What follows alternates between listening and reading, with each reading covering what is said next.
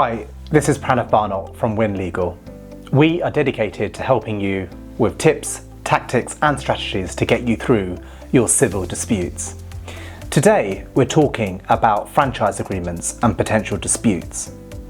This has become a very common instruction we're getting from both franchise owners and franchisees. It's usually full of emotion. Franchise owners have spent years building up their franchise business to sell to franchisees, and franchisees have given a lot of time and effort in building up their businesses. Whilst we're quite often instructed in the hospitality and restaurant sector, we're seeing franchise-related disputes across the spectrum and across sectors. So today we're going to be talking about some of the key disputes that we see in franchise agreements and how to resolve them. The first common dispute that we're seeing is related to the territory, the franchise geographical territory. For a franchise owner, the franchisor, they would want to carve out various territories to give to a franchisee. For a franchisee, it will be very important for them to try and obtain an exclusivity to as wide an area as possible in order to run their business. However, quite often we are seeing disputes in relation to how much area a given franchisee should have as part of their exclusivity. And we're also seeing disputes between two different franchisees that are in similar but neighbouring territories as to exactly where the border is as to the end of their territory. It's becoming quite a common issue, and one of the ways that we recommend to resolving it is by having a very clear franchise agreement which sets out the territory, the geographical territory, as carefully and as precisely as possible. Not just talking about towns or cities as a territory, but actually being as clear cut as to exactly how many miles, where does the territory start and where does it finish. So being precise really does pay dividends and helps to avoid potential disputes. Another big issue that we're seeing is a failure both on the part of franchisors and the franchisees to fully understand their franchise agreement and the obligations that are set out in there. A good franchise agreement will set out what is expected of the franchisor and what their obligations are, and what is expected of the franchisee and what their obligations are. So it's very important that there's a full understanding. So for example, a franchisor may be required to provide certain documents or certain information to the franchisee to allow the franchisee to properly run their business. Conversely, the franchisee may be required to make certain franchise payments. This, for example, may be a percentage of the revenue.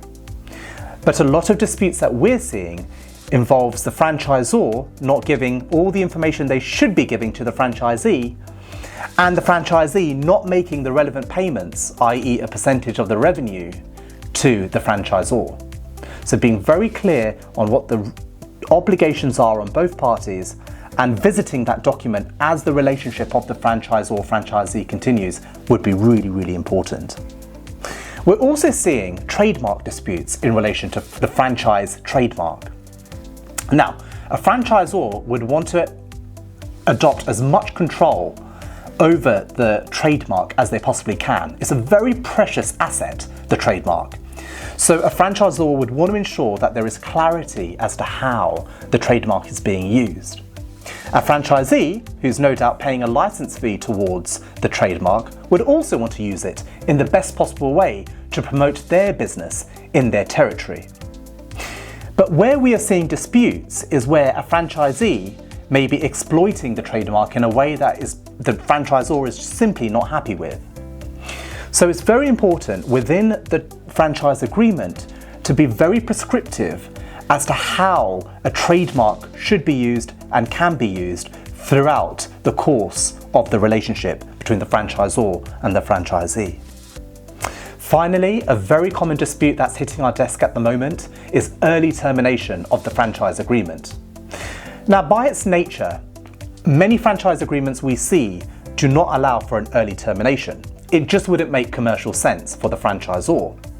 But we are seeing instances where the franchisee is terminating the franchise agreement earlier than expected and certainly isn't complying with the method to terminate as set out in the franchise agreement. So it's very important as a franchisor to be very clear about how the franchise agreement can be terminated, and from a franchisee perspective to be very clear that if there is going to be a termination, that you're following the terms of the contract when terminating. This is causing huge amounts of disputes at the moment.